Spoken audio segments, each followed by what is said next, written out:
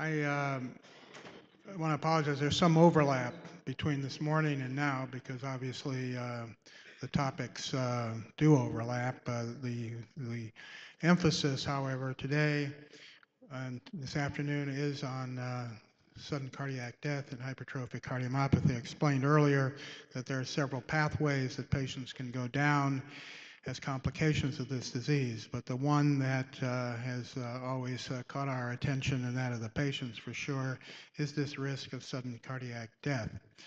So this is the risk profile pyramid. Now, I guess it won't do us any harm to hear some of this stuff twice because it is very important to the patients. We have the 5 major risk factors. They are family history of sudden death, unexplained syncope, multiple repetitive NSVT on ambulatory Holter, the abnormal blood pressure response to exercise, and massive hypertrophy. And as I mentioned earlier, because this is such a heterogeneous disease, there are a number of other features that some patients have that do appear to be high risk that are not part of the fundamental 5, but are nevertheless important in subgroups of patients because the whole point is, can you transfer a patient up to the highest point of the pyramid because they may be eligible for the opportunity or prevention of sudden cardiac death. The massive hypertrophy data say that when hypertrophy is mild, usually localized, and there is nothing else in play, then this is a low risk situation. And then when we go over here to the 10% of patients that have 30 millimeters or more, that can be an independent risk factor. Massive hypertrophy can, in and of itself, be a reason to consider an implantable defibrillator in a young patient with this disease. Now, MRI helps us in diagnosis, I showed this morning, but also sometimes in risk stratification. Here's a patient who is known to have the disease best on the echocardiogram, and this key area here in the anterior free wall, which is not reliably measured, let us say, by echocardiography, looks like about 18 millimeters. It's the best we can tell. But with the MRI, it turns out that here's a patient who actually has an area of massive left ventricular wall thickening in this key anterolateral free wall position. So this patient then falls into the higher risk subgroup because it is now revealed what the true maximum wall thickness is. This can only be done with MRI and is a reason for broad usage of that imaging technology in this disease at this time. Now, one of these other risk factors that applies really to a small number of patients, but really the last subgroup now identified with MRI are these aneurysms. Patients may harbor aneurysms of various sizes in the left ventricular apex. Sometimes there's a clot in there. This is a finding that, again, is poorly identifiable with two-dimensional echo because it's the apex as well as the lateral wall that are the 2 areas for MRI in particular. Now, the aneurysms, at least now early on, are associated with a high cardiovascular event rate, including monomorphic ventricular tachycardia and sudden death.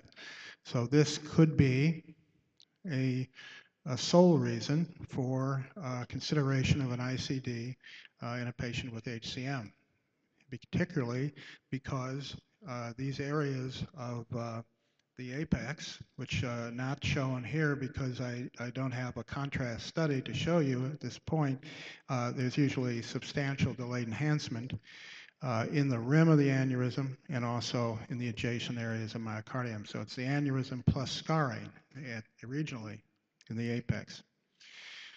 The idea that low-risk patients can be athletes is, I think, a questionable concept because we believe that sports itself in a HCM patient who may not have any other markers of increased risk can be the sole risk factor.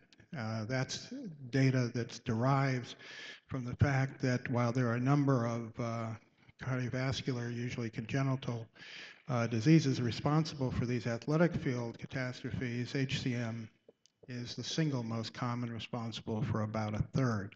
So this means that sports can be a risk factor, and it's the basis for the disqualification on the Bethesda Conference 36 guidelines of athletes with HCM from most intense sports.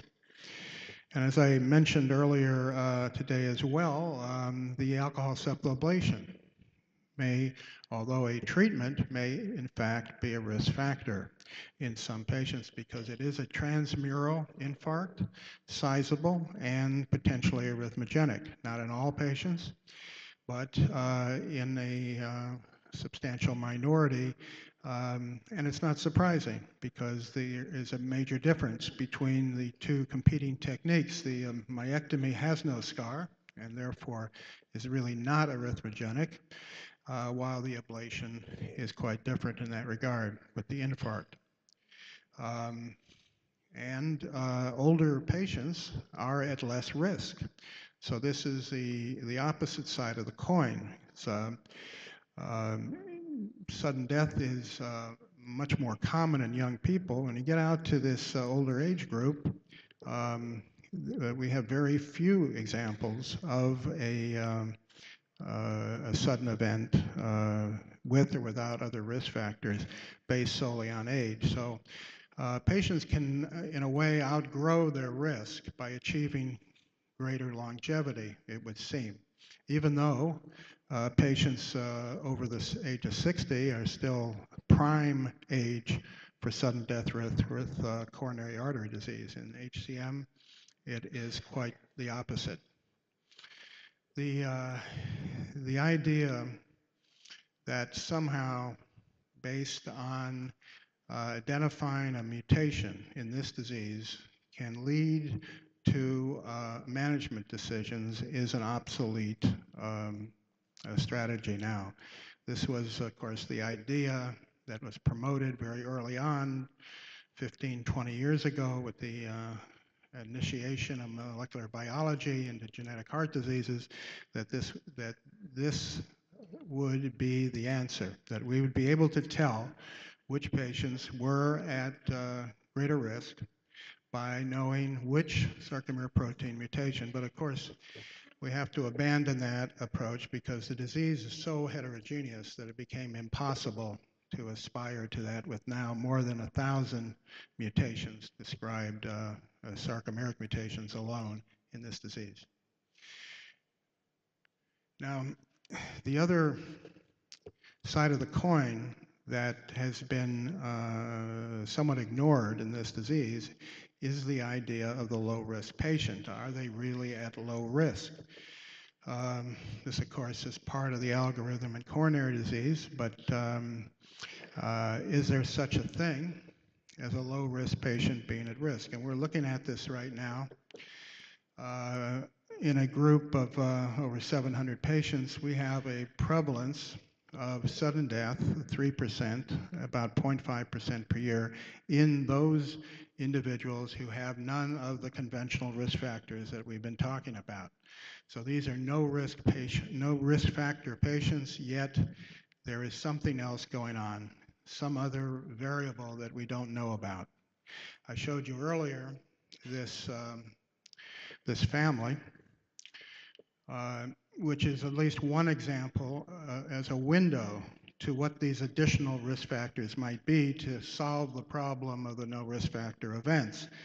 And you know, as you remember, I said that this was a young man who had sudden cardiac arrest but survived, and because he survived, we were able to identify the presence of 2 sarcomere mutations. 2 meaning 2 or worse than 1, assuming they're both disease-causing. And this may be one of the added risk markers. It's going to take a lot of work to resolve that issue in a disease like this, But it is possible to know, I think, ultimately what the explanation is for low risk and sudden death. The contrast MRI is the other area. And, unfortunately, despite a number of studies that have been ongoing, it's not possible at this point to make delayed enhancement or myocardial fibrosis into a risk factor in HCM. We really don't have those data. And besides, when you think about it, this is going to be a tough one as well, because here are the data on the presence of delayed enhancement showing no difference over this follow-up period, but more than half of all the patients studied with contrast MR in this disease have some delayed enhancement. It's very common. So it will be impossible, ultimately, no matter what these data look like, to use the presence of delayed enhancement as a risk factor to make decisions about ICD implants prophylactically. It would have to be the extent of delayed enhancement, that there would be enough fibrosis to place a patient into the risk factor category. I'm not sure that's going to happen or is possible to happen in this disease from what I can see at this point. But anyway, this is an ongoing area, and it may not itself be the answer. But then every once in a while, we run into experiences, single patients, that make a lot of difference in the way we think. This is a college student at the University of Minnesota. He had been followed, a very innocent profile, no risk factors, no reason to consider an ICD.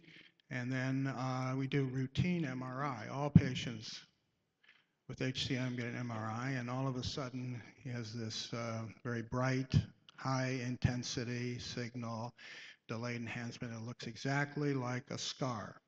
Exactly like a scar in the septum, quite extensive, and nothing else.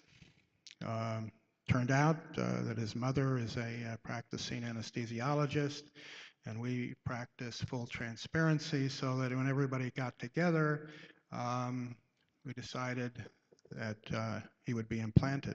No risk factors, just the scar. And took about 9 months, and he had this event where ventricular fibrillation occurred while he was asleep, and he was shocked to restore sinus rhythm.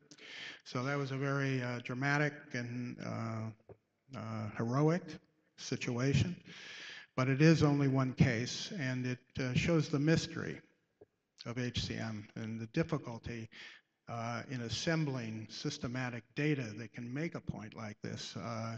And of course, it is still unresolved with regard to delayed enhancement, although it can be an arbitrator in some situations, even though not a primary risk factor.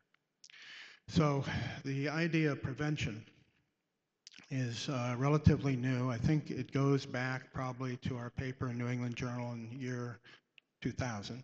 So we're talking about 1 decade of use of the ICD to change the course of this disease. Here's an example of what we're talking about. Patient was 35. The brother was 35. The patient was 39. And no, I got that wrong. The patient's 35 and the brother's 39, who dies suddenly out of the blue, collapses jogging. So our patient gets the ICD for primary prevention because of the family history of sudden death. Nothing happens for about 5 years. The generator needs to be replaced. And then shortly after that, this event that you can see there, where during sleep, in the middle of the night, sinus rhythm converts to ventricular tachycardia. The device senses and charges on an 8-second charge. While it's charging, there's a transition to ventricular fibrillation. Device comes back and shocks him and restores sinus rhythm. Just like that. And I've been showing that slide long enough that actually the same patient came back 9 years after this event and had exactly the same thing happen 9 years later. Um, this is primary prevention. And he's now 53 and asymptomatic and enjoying his life. So this is the unpredictability of this disease, of this substrate, that we have to keep in mind when we make decisions about prophylactic defibrillators, because they may be very prophylactic in time. These are our data. I showed them earlier. The registry showing that there is a 4% primary prevention annual shock rate in this population. This is a high number because these are young patients that are going to be followed often for decades. As I mentioned, the average age of the first appropriate intervention from the device is about 42. So you can tell easily by simple arithmetic, multiplying out, that the risk that any single patient may have may be considerable over time. And this is particularly high in the youngest of the patients, because as we know, sudden death has a predilection for young people, less than about 20, 25, 30. And the appropriate shock rates with implants less than about 20 years was even higher. This is for primary prevention, 7%. And even in the youngest patients, less than about 15, it's even 11% per year. So that is consistent with what we know about the disease and the timing of these events, these catastrophic events. This creates a major problem for pediatric cardiology. The idea of placing a device for life in very young patients who will undoubtedly have some complications from the device itself over many decades is itself a big dilemma. However, what is the choice? The choice in a high-risk patient is to ignore that because of the potential complications of the device, or to provide life-saving therapy, which is what happened here.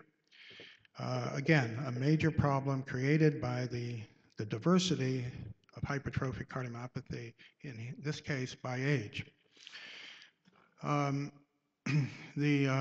only need one risk factor. That's the bottom line. You will hear people say differently, but it's not made much sense to us in our practice in the United States to ask a patient who has one risk factor to just wait until they have the second risk factor, and then we'll consider them eligible for a device. Obviously, that doesn't make any sense at all. We found that there was no difference in the shock rate between 1, 2, 3 risk factors. It's hard to weight risk factors in individual patients. This is an imprecise art alone. Are we putting too many of these devices in? It's possible. It's possible. We don't know, because of the time periods that we would have to wait to know whether it was unnecessary or so great. So we would rather, I think, err on the side of putting in too many than to miss the opportunity at prevention of sudden death in some patients. So who are the one risk factor patients? Well, they have, all these risk factors have high appropriate intervention rates as single risk factors, but the one that's highest, interestingly enough, is unexplained syncope, which happens to be the most difficult single risk factor for the practicing cardiologist to deal with. Is one episode of loss of consciousness, otherwise unexplained, is that really sufficient for a lifelong device? And even more difficult, is it the right thing to do in an older patient, let's say over the age of 60, where the shock rate is so low, or the sudden death rate is so low? These are all questions that really can't be answered systematically. There's still room for being a clinician in this disease for sure. It's not a cookbook science, and there is individual clinical judgment that has to go into all of this ultimately in hypertrophic cardiomyopathy. We have our rules and our guidelines or recommendations, but many of these patients are different from other patients and don't fit into that construct so readily all the time. The idea that the ICD would work in such a complex disease, so different from coronary disease, was an issue at the beginning, as I mentioned. We have found that Michelle Morawski's invention, although invented for coronary disease, also works in hypertrophic cardiomyopathy. Even with the structural diversity and profound remodeling that can occur in HCM. We have only one example, one personal example of a failure of the device, and of course that was the burden of industry because that was a defective ICD that was placed in a patient unknowingly and could not have been expected to respond in a reliable fashion. In fact, it did short circuit.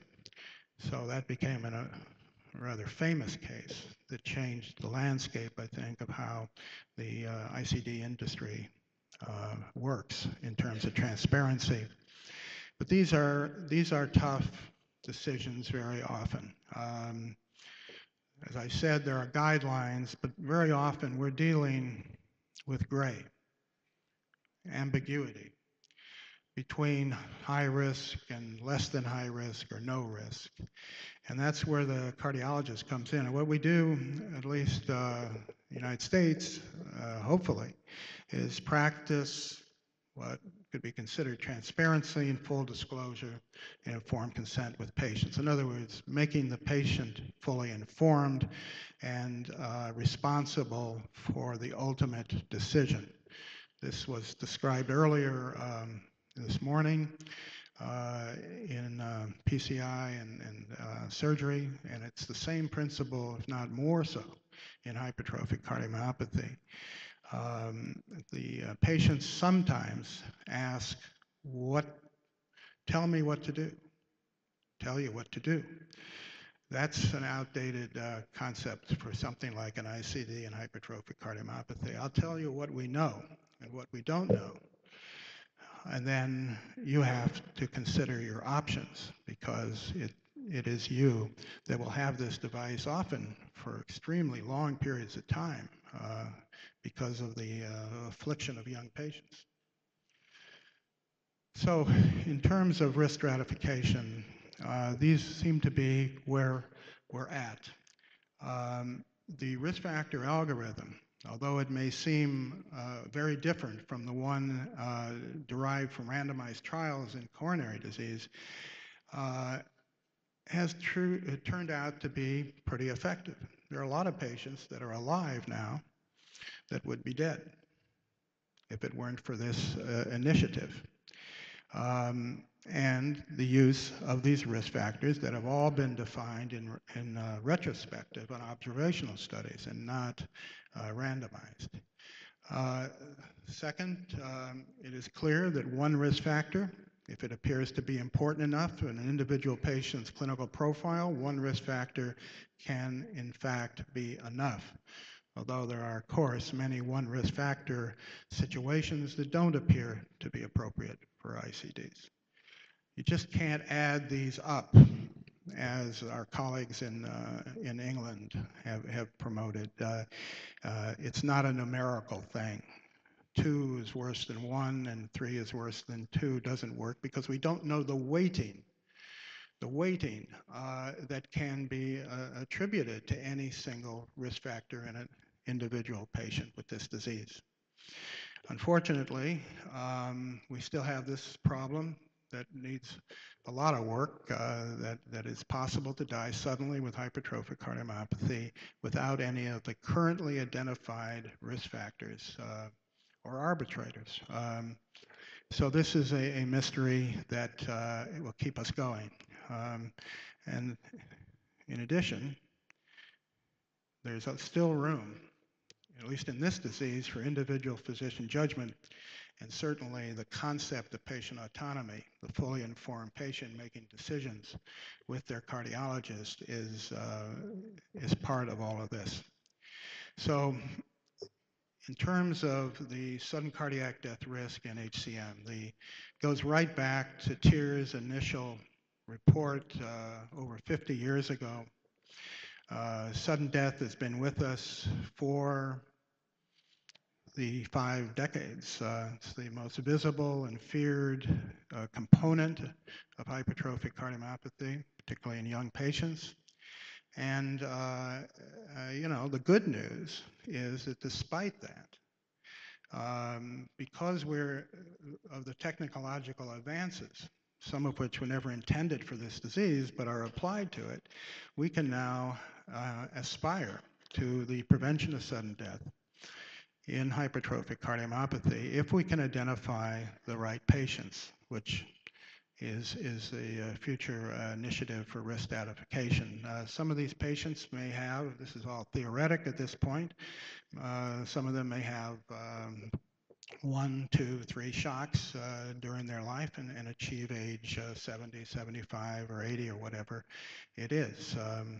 Just like the example that I showed of a current 53-year-old man who has had 2 shocks and is otherwise asymptomatic. So this is, I think, the modern way to look at HCM. It is not the disease necessarily that we remember from some time ago, and I think that there's been substantial progress, and many patients have benefited. Thank you.